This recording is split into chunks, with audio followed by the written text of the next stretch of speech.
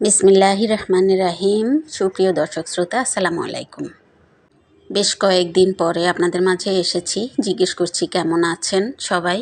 আশা করছি ভালো আছেন, আর দোয়াও করি সবাই ভালো থাকেন। দাঁতের যন্ত্রণা নিয়ে আমি বেশ ভালো নেই। এরই মাঝে 2বার ডাক্তারের কাছে যাওয়া হয়েছে। দুটো দাঁত একসাথে তো অনেক লম্বা টাইম নিয়ে চিকিৎসা চালাতে হবে। বিকালের দিক দিয়ে ছাদে উঠেছি। গাছগুলোতে সুন্দর কলি এসেছে, কিছু কিছু ফুলও ফুটেছে কোনো কোনো গাছে। একটু চারপাশটা দেখে আর নেমেই পড়েছি। এর পরে পরে সন্ধ্যার নাস্তাটা এখানে সেরে নিচ্ছি। সাদা তিল আর কুচানো নারকেল ভেজে দুই পাশে দুটো ফ্রোজেন রুটির মধ্যখানে ওই পুরটা দিয়ে নারকেলের পুলি পিঠার মতো বানানো হয়েছে, আর ভাপিয়ে এখন সন্ধ্যার নাস্তা সেরে নিচ্ছে আমার বাচ্চারা দুইজনেই। বেশ আনকমন আর মজাদার সুস্বাদু ছিল বলে আমি একটু ভিডিও করে নিলাম। এটা বানানোর বুদ্ধিটা আমার মেয়েই করেছে, জিজ্ঞেস করেছিল তো আমি শিখিয়ে দিয়েছি। যাক, সন্ধ্যার নাস্তা সেরে ওই দিনের মতো রাত্রি তো পার হলো। পরদিন দুপুরের আগ দিয়ে কুটা বাছা চলছে। দুটো মুরগি আর হাঁস আনা হয়েছিল। এগুলো রমজানের মধ্যেই আনা হয়েছিল, কুটা বাছা করা হয়নি ঝামেলার কারণে। তাছাড়া হাঁস সবাই খাবে না। আজকে এগুলো নামিয়ে একসাথেই কুটে বেছে পরিষ্কার করে নিচ্ছি।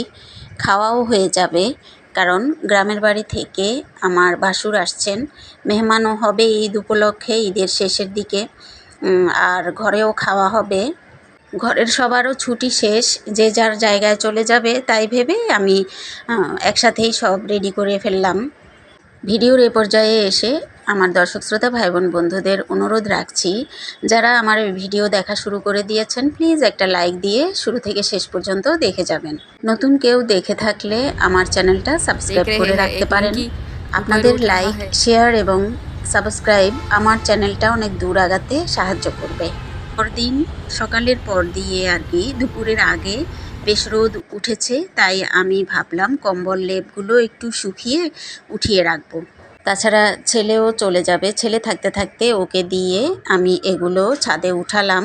শীতের লেপ কম্বল যাই আছে যার, সবারই মনে হয় শুকিয়ে সামলানো হয়ে গিয়েছে, তবে আমারটা রয়ে গিয়েছে। আমার শীতের শেষেও এগুলো ব্যবহার করা পড়েছিল, যেহেতু ঘরে অসুস্থ ছিল সবাই। তো এখন গরম পড়ছে, তাই ভাবলাম এগুলো আর লাগবে না, হালকা কাঁথা হলেও চলবে, তাই ভেবে এগুলো গরম করতে দিয়ে গেলাম আমি। ছেলে মেয়ে দুজনেই ছাদে আছে, আমি এগুলো দিয়ে চলে যাচ্ছি। ওরাও পরবর্তীতে চলে আসবে। আমাদের পাশেই যে ঢাকা চট্টগ্রাম মহাসড়কটা আছে না, আমি দেখিয়েছিলাম ভিডিওতে। প্রতিদিন আমার বারান্দা থেকেও যে অংশটুকু দেখানো হয়, ওই যে পেট্রোল পাম্পের ওইখানে ডেইলি এখন লম্বা লাইন থাকে তেলের জন্য, পেট্রোলের জন্য। এখন হচ্ছে ওই দিন রাত্রির কথা। এই যে দেখেন, ঝোড়ো হাওয়া, দমকা হাওয়া সব এলোমেলো করে ফেলেছে। আমাদের বাসার চারপাশে খোলা তো, বেশি বাতাস লাগে। ঝড় আসলে বৃষ্টির পানি একেবারে ঘরে ঢুকে যায় জানালা ভেদ করে, একটুও যদি ফুটোফাটা থাকে।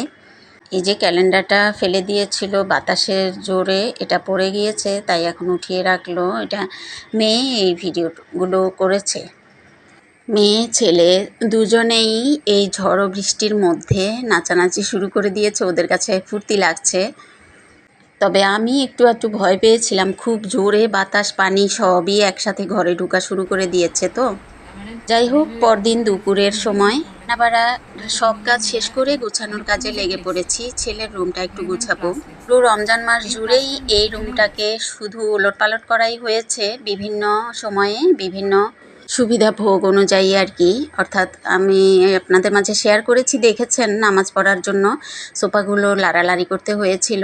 তো এখন আবার ফাইনালি বসিয়ে সব ঠিকঠাক করে একটু গুছিয়ে দিলাম ছেলের রুমটা। তাছাড়া ছেলে হোস্টেলে চলে গেলে তো এখানে গেস্ট রুম হিসেবেই এটা থাকবে। ওই যে বললাম না, আমার বাসুর এসেছেন গ্রাম থেকে, ওনাকেই এই রুমে থাকা পড়েছিল, সে অনুযায়ী আমি সব একসাথেই গুছিয়ে দিচ্ছি। আমার গত ভ্লগে আমি কিছু কথা বলে অল্প কিছু আর কি শেষ করে রেখেছিলাম। আজকে তা আবার বলছি, অর্থাৎ কোভিড-19-এর বছর আমার শ্বশুরের অবস্থা নিয়ে আর আমাদের পারিবারিক কিছু ঘটনা দুর্ঘটনার কথা। ওই দিন তো আমার শ্বশুরকে দেখে পরদিন আবার এই খবর শুনে আমাদের বাসা চুরি হয়েছে। তাই আমরা আবার ব্যাক করেছি। আসার পথে শ্বশুরকে ফেনী হাসপাতালে দেখে ওখানে বেশ অনেকক্ষণ সময় ধরে আমরা ছিলাম। থেকে তারপরে আবার ঢাকার উদ্দেশ্যে রওনা দিয়েছি। এসে আর কি ঘরের হাল অবস্থা দেখতে পেলাম। ফাঁক দিয়ে এখানে ভিডিওর কথা বলি। এই যে ওই দিন রাত্রের কথা, এটা এশার নামাজের পর দিয়ে ছেলেটা গুছগাছ সেরে নিচ্ছে। রাত্রেই গুছিয়ে না রাখলে সকালে যাওয়ার টাইমে আবার কিছু হয়তো ফেলে রেখে যাবে। তো ও অনেকক্ষণ সময় নিয়ে এগুলো সব ওর বেডিংপত্র আর কি, ব্যাগ, লাগেজ সব গুছিয়ে নিল। তো আমি একটু একটু করে ভিডিও করে নিচ্ছি। মনটা খুব খারাপ লাগছে। এর পরদিন কিন্তু ছেলে চলে যাবে। অলরেডি অনেকেই হোস্টেলে চলে এসেছে, ওকে ফোন দেওয়া হচ্ছে। আর এই যে আমি ওর কাপড় চোপড়গুলো ও একটা একটা করে এখানে আয়রন করে করে রেখেছে, আমি সেটা দেখছিলাম। 6টা 7টা জুব্বা এখানে ও এগুলো আয়রন করেছে। এগুলো গুছিয়ে এখন ব্যাগে নিয়ে নিবে। আচ্ছা, এবার বাসা চুরি হওয়ার কাহিনী বলি। খুব উৎকণ্ঠা ভাব নিয়ে সারাটা পথ অনেক টেনশন নিয়ে এসেছি আল্লাহ আল্লাহ করে। লকডাউনের মধ্যেই বাসার ভেতরে ঢুকার পর সব কিছুর অবস্থা দেখে মাথায় হাত। আচ্ছা, এখন যে ফুটেজটা দেখাচ্ছি এটা হচ্ছে ছেলেকে নিয়ে মাদ্রাসায় গিয়েছিলাম। ওর হোস্টেলে ওকে ছেড়ে দিয়ে আসার পথে আমি কিছু ফুটেজ ধারণ করেছি। আরও অন্যান্য কাজ সেরেছি, তো তাই কিছু কিছু ফুটেজ আপনাদের মাঝে শেয়ার করেছি আর কথাগুলো বলছি আমাদের ঘর যে চুরি হয়েছিল সেই সময়কারের কথা। তো বাসায় ঢোকার পর তো সবই এলোমেলো, কাপড় চোপড়, টাকা পয়সা ঘরের মধ্যে কিছু ছড়ানো ছিটানো ছিল। আর আমার গয়না যা ছিল সব চোরে নিয়ে গিয়েছে। কিছু জমানো টাকা নিয়ে গিয়েছে আমার বাচ্চাদের। ওই বছরই আরও কিছু দিন পরে আমার শ্বশুরও মারা গিয়েছিলেন। আরও বেশ কিছু অন্যান্য কারণবশত ওই বছর যে আমাদের যে পরিমাণ ক্ষয়ক্ষতি হয়েছিল, শূন্যতা পেয়েছিল, তা এখনও কাটিয়ে ওঠা সম্ভব হয়নি আমাদের পক্ষে। তারপরেও যেভাবে দিন যাচ্ছে আল্লাহ পাকের দরবারে লাখো কোটি শুকরিয়া। শুধু সবার কাছে দোয়া চাইছি, সবাই আমাদের জন্য দোয়া করবেন আর আমার ভিডিওগুলো দেখে আমাকে প্লিজ সাপোর্ট করে যাবেন। ছেলেকে রেখে প্রায় বাসার কাছাকাছি চলে এসেছি আর ভিডিওরও শেষ পর্যায়ে চলে এসেছি।